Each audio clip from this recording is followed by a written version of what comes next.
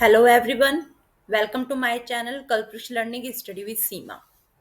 Hello बच्चों, कैसे हैं आप सब। आई होप आप सब ठीक होंगे। मैं आपका स्वागत करती हूँ अपने channel Kalpvriksha learning study with Seema ma'am. अब हम करने जा रहे हैं 6.2 का क्वेश्चन नंबर 8। तो हमारा क्वेश्चन नंबर 8 है यूजिंग थ्योरम 6.2। तो 6.2 थ्योरम कौन सी है? बीपीटी की कन्वर्स थ्योरम। बीपीटी की कन्वर्स थ्योरम। ये तो मुझे पता है कि कन्वर्स थ्योरम है, ठीक है, क्योंकि आपके एग्जांपल्स में है। तो इसको प्रूव कैसे करना है? अगर ये क्वेश्चन आ जाता है तो इसको प्रूव कैसे करना है? Prove that the line joining the mid point of any two side of a triangle is parallel. यहाँ पे हमें पैरेलल प्रूफ करना है। तो आपको याद होगा जो हमारे पुराने सम हमने किए हैं, तो उसमें मैंने बताया है कि जब पैरेलल गिवन हो, जब पैरेलल मतलब डीई पैरेलल बीसी गिवन हो, तब तो हमें साइड का रेशियो इक्वल निकालना होता है। तब हमें साइड फाइंड क्या करनी होती है? साइड करनी होती है। पर जब हमें पैरेलल प्रूफ करना होता है, ठीक है, क्योंकि यहाँ पे भी एक है ना, proof that the line joining the mid point of any two side of a triangle is parallel to the third side. जब हमें पैरेलल प्रूफ करना होता है, मतलब पैरेलल हमें गिवन नहीं होता, पैरेलल हमें प्रूफ करना होता है, प्रूफ करना होता है, ठीक है। तो क्या होता है कि हमें रेशियोज निकालनी पड़ती है, साइड्स जो है हमें निकालनी पड़ती है, ठीक है। मतलब साइड हमें गिवन होती है, साइड्स हमें गिवन होती हैं। तो इसमें हमें पता लगता है साइड जब गिवन होगी और हमें प्रूफ करना होगा पैरेलल, तब तो हमारी बीपीटी की कन्वर्स थ्योरम आती है। बीपीटी की कन्वर्स थ्योरम आती है, ठीक है। और DE parallel to BC given हो और फाइंड हमें साइड करनी हो, तो बीपीटी की सिंपल थ्योरम आती है। ये बात होगी क्लियर। अब मैं यहाँ पे डायग्राम बना देती हूँ। अब यहाँ पे मैंने एक डायग्राम बना दिया ट्राइंगल का ए बी सी, ठीक है। तो ए बी सी में डीई जो लाइन है वो बीसी के पैरेलल हमें क्या करनी है? प्रूफ करनी है। डीई जो लाइन है बीसी के पैरेलल हमें प्रूफ करनी है। तो हम क्या लिखेंगे? हम क्या लिखेंगे? यहां से हम स्टार्ट करते हैं अपना सम, ठीक है। ये मैंने आपको बताया है, इसको आपने लिखना नहीं, पर ये मैंने आपको समझाने के लिए इंट्रो दे दी है, ठीक है, ताकि आपको कोई कंफ्यूजन ना हो। तो अब हम क्या लिखेंगे? In triangle, in triangle A B C, ठीक है, in triangle A B C D, यहां पे लिख रही हूं मैं, D and E are mid point, mid point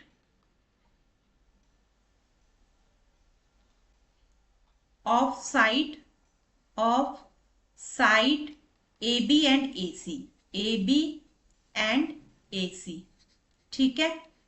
बात आ गई समझ? इसके बाद हमें प्रूफ क्या करना है? टू प्रूफ, हमें प्रूफ क्या करना है? डीई पैरेलल टू बीसी,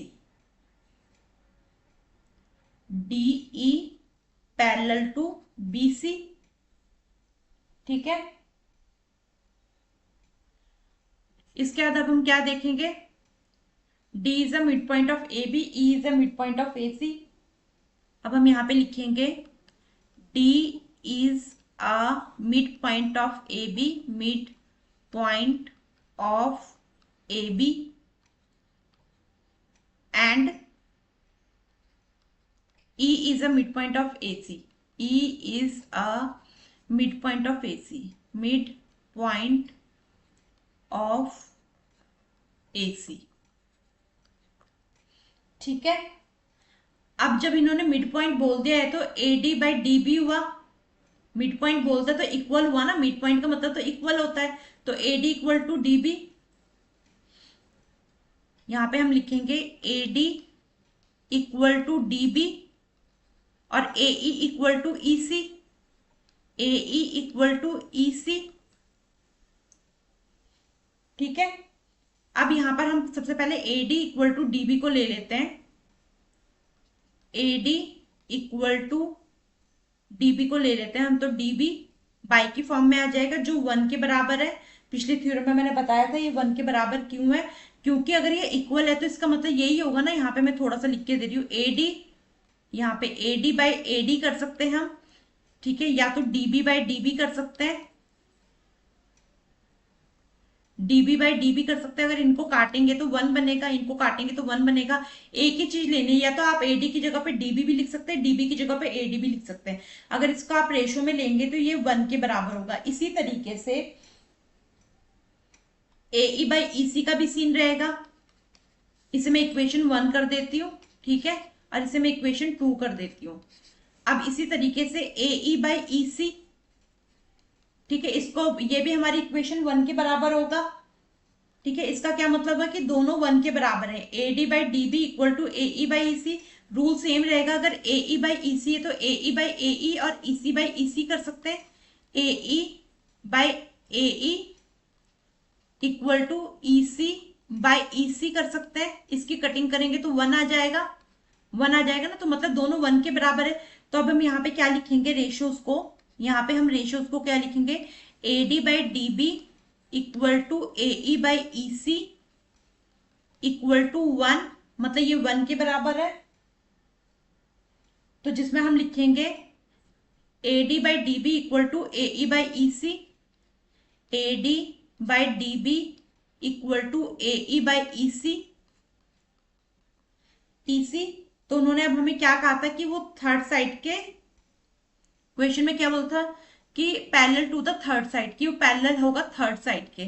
तो यहाँ पर क्या होगा, साइड के रेशियो बराबर आ गए। जब साइड के रेशियो बराबर आ गए तो इससे प्रूफ होता है कि DE parallel to BC, BC जिसे हम लिख सकते हैं D एंड E, जिसे हम लिख सकते हैं in triangle ABC, in triangle ABC D and E are mid point of AB and AC, which is equally dividing the side in same ratio, which is equally dividing the side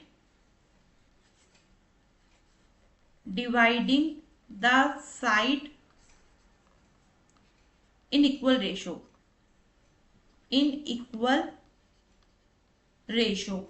जब equal ratio में side होती है तो इसका क्या मतलब होता है कि आपका जो पैरेलल है वो प्रूफ हो गया है कि हाँ भाई वो जो पैरेलल हमने बोला था, जो ये जब इक्वल में साइड होती है तो इसका क्या मतलब होता है कि आपका जो पैरेलल है वो प्रूफ हो गया है। तो हैंस प्रूव्ड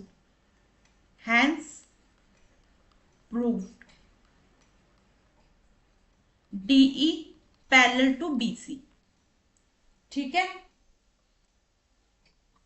अगर आपको कोई भी डाउट होता है इस सब में तो आपने मुझे कमेंट बॉक्स में कमेंट करना है। मेरे चैनल का नाम है कल्पवृक्ष लर्निंग स्टडी विद सीमा। मैं आपके क्वायरी को एक स्पेशल वीडियो बना के वहीं पर सॉर्ट आउट करूंगी। Thank you.